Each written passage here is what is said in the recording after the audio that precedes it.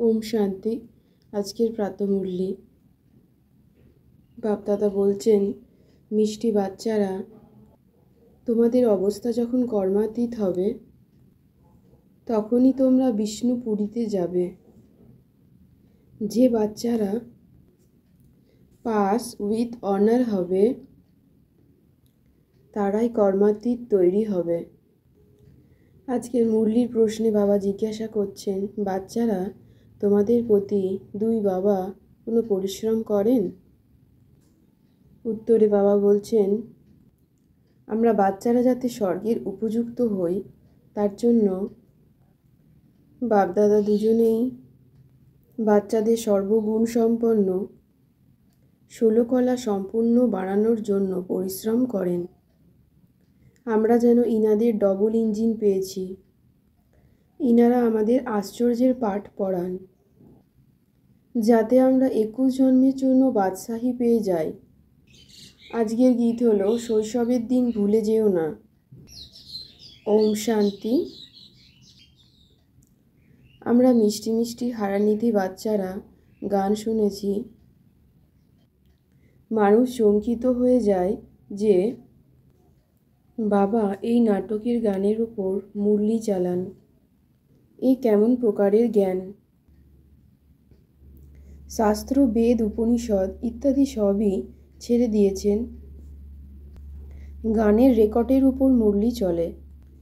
আমাদের আত্মিক বাচ্চাদের বুদ্ধিতে আছে যে আমরা অসীম জগতের বাবার হয়েছি, যেই বাবার থেকে আমরা অতীন্দ্রিয় সুখ পাই।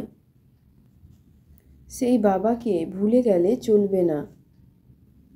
এই বাবার স্মরণেই জন্ম জন্মান্তরের পাপ দগ্ধ হয়। এমন হয় না যে আমরা বাবাকে স্মরণ করা ছেড়ে দিলাম এবং আমাদের পাপ রয়ে গেল। আমরা সর্বক্ষণ বাবাকে স্মরণ করি এবং আমাদের পদও কম হয়ে যায় না। আমরা বাবাকে খুব ভালোভাবে স্মরণ করার পুরুষার্থ করি। বিবাহের সম্বন্ধ এলে যেমন একে অপরকে স্মরণ করে, ঠিক তেমনি আমাদেরও সম্বন্ধ হয়েছে বাবার সাথে, এবং এরপর আমরা যখন কর্মাতীত অবস্থা প্রাপ্ত করব তখনই আমরা বিষ্ণুপুরীতে যেতে পারব। এখন শিব বাবা ও প্রজাপিতা ব্রহ্মাও এখানে আছেন। দুই ইঞ্জিন মিলিত হয়ে আছেন, এক নিরাকারী, দ্বিতীয় সাকারী। এনারা দুজনাই পরিশ্রম করেন যাতে আমরা বাচ্চারা স্বর্গের উপযুক্ত হয়ে যাই। আমরা সর্বগুণ সম্পন্ন 16 কলা সম্পূর্ণ হচ্ছি বাবার জ্ঞানের দ্বারা, এবং এই পরীক্ষায় আমরা পাশ করছি একথা কোনো শাস্ত্রে নেই। এই পড়াশোনা হলো খুবই ওয়ান্ডারফুল ভবিষ্যতের 21 জন্মের জন্য। এই পড়া হলো অমর লোকের জন্য। আত্মা যতক্ষণ পবিত্র না হবে ততক্ষণ সে সত্যযুগে যেতে পারবে না। তাই বাবা এই সঙ্গম যুগেই আসেন। এই যুগকে কল্যাণকারী পুরুষোত্তম সঙ্গম যুগ বলা হয়ে থাকে। এই যুগে আমরা কড়ি থেকে হিরে তুল্য হই, বাবার শ্রীমত অনুযায়ী চলে। শ্রী শ্রী শিব বাবাকেই বলা হয়। মালার অর্থ আমাদের বাচ্চাদেরকে বোঝানো হয়েছে। উপরের ফুল হলো শিব বাবা, তারপর হলো যুগল মেরু। এ তো প্রবৃত্তি মার্গ, তাই না? তারপর হলো দানা। যারা বিজয়ী হবে তারা প্রথমে রুদ্রমালা, তারপর বিষ্ণুমালা তৈরি হয়। বাবা এসে আমাদের বাচ্চাদের বোঝান, আমরা কড়ি থেকে হিরে তুল্য হচ্ছি। 63 জন্ম ধরেই আমরা বাবাকে স্মরণ করে এসেছি। আমরা এখন এক প্রিয়তমের প্রিয়তমা আসি। আমরা সকলেই এক ভগবানের ভক্ত।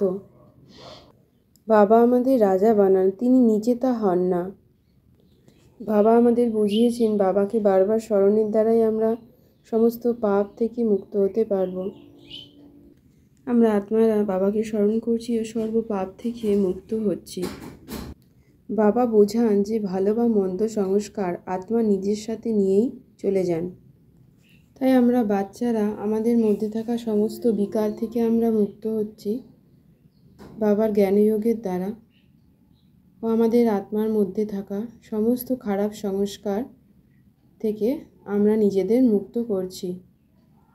সর্বদাই আমাদের বাচ্চাদের বুদ্ধিতে 3 ধামের কথা স্মরণে থাকে। শান্তিধাম, যেখানে আত্মারা থাকে।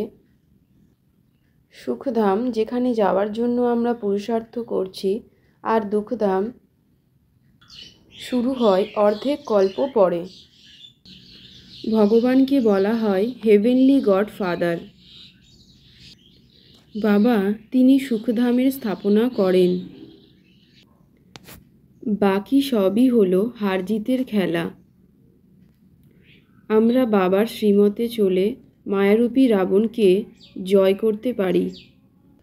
আমরা বাচ্চারা এখন যুদ্ধের ময়দানেই উপস্থিত আছি।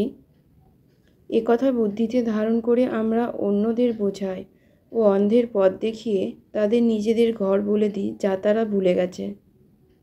বাবা আমাদের বুঝিয়েছেন যে রাবণ আমাদের কত অন্ধ জ্ঞানহীন করে দিয়েছে। বাবা আনন্দের সাগর, জ্ঞানের সাগর। বাবা হলেন শিক্ষক, তিনি আমাদের পড়ান। বাবা আমাদের বুঝিয়েছেন যে মায়া আমাদের দিয়ে উল্টো কাজ করিয়ে নিতে পারে। তাই আমরা বাবার আত্মিক বাচ্চারা খুব সাবধানেই থাকি ও সর্বক্ষণ বাবাকে স্মরণে রাখি। বাবাকে স্মরণের দ্বারা ও আমাদের যোগ অগ্নির দ্বারা সমস্ত পাপ ভস্ম হচ্ছে। আমরা লৌহযুগ থেকে স্বর্ণযুগের দিকে যাচ্ছি। আমরা উঁচু থেকে উঁচু, বাবার থেকে উঁচু অবিনাশী উত্তরাধিকারী প্রাপ্ত করছি। আমরা সত্যযুগের মালিক তৈরি হচ্ছি ও নিজ আত্মাকে সম্পূর্ণ তৈরি করছি। আমি আত্মাবিন্দু নিজ আত্মাকে পবিত্র করে অন্য আত্মাকে পবিত্র করার জন্য আধ্যাত্মিক সেবা করি। রাবণ আমাদের কত তুচ্ছ বুদ্ধি করে দিয়েছিল, বাবা আমাদের উপযুক্ত করে বিশ্বের মালিক বানান। বাবা যেমনই অবতরিত হয় তেমনি আমরা আত্মারাও অবতরিত হই এবং সাকারে এসে পার্ট প্লে করি। এ অনেক বড়ই ওয়ান্ডারফুল খেলা। এই নাটকে প্রত্যেকেরই পার্ট নির্ধারিত রয়েছে, যা তারা প্লে করতে থাকে। আমরা পুরুষার্থের নম্বর অনুসারে এই স্বচ্ছ জ্ঞান পেয়েছি। শিব বাবাকে বলা হয় শ্রী, কারণ তিনি উঁচুর থেকেও উঁচু। আমি আত্মা সর্বশক্তিমান বাবার স্মরণে থেকে শক্তি গ্রহণ করতে থাকি ও পবিত্র হয়ে পবিত্র বানানোর জন্য সত্যিকারের আত্মিক ও আধ্যাত্মিক সেবা করে থাকি। ডবল অহিংসক হয়ে অন্ধের লাঠি হয়ে তাদের ঘরের পথ বলে দিই। আমি আত্মা বিন্দু, আমি ও আমার ভাবকে সমাপ্ত করে সমানতা এবং সম্পূর্ণতার অনুভবকারী সত্যিকারের ত্যাগী আত্মা হই। প্রত্যেক সেকেন্ডে সংকল্পে বাবাকে স্মরণ করে থাকলে আমিত্ব ভাব সমাপ্ত হয়ে যায়। আমি নেই, তাই আমার ভাবও নেই। আমার সংস্কার, আমার আচার আচরণ, আমার নাম, আমার নেশা, আমার স্বভাব, আমি ও আমার ভাব সম্পূর্ণরূপে ত্যাগ করে আমি সমানতা ও সম্পূর্ণতায় আসছি। অর্থাৎ আমরা সকলেই এক পরমপিতা পরমাত্মার সন্তান, সকলেই এক। আমি ও আমার ভাব ত্যাগই সূক্ষ্ম ত্যাগ, যা আত্মা আমি ভাব সম্পূর্ণরূপে ত্যাগ করে সকলকে সমানতা ও সম্পূর্ণতার দৃষ্টিতে দেখছি। আমি আত্মা বিন্দু হাঁ জি করে সহযোগের হাত বাড়িয়ে দিয়ে আশীর্বাদের মালা পরিধান করি। সকলকে শক্তিশালী মনসার দ্বারা সকাশ দান করছি। আমি আত্মা কেবল বাবার নিরন্তর একরস স্থিতিতে স্থিত থাকার অভ্যাসে রয়েছি। ব্যর্থ সংকল্পগুলিকে শুদ্ধ পবিত্র সংকল্পে পরিণত করছি ও একাগ্রতার শক্তিকে বৃদ্ধি করছি। ওম শান্তি শান্তি শান্তি Om. Thank you. God bless you.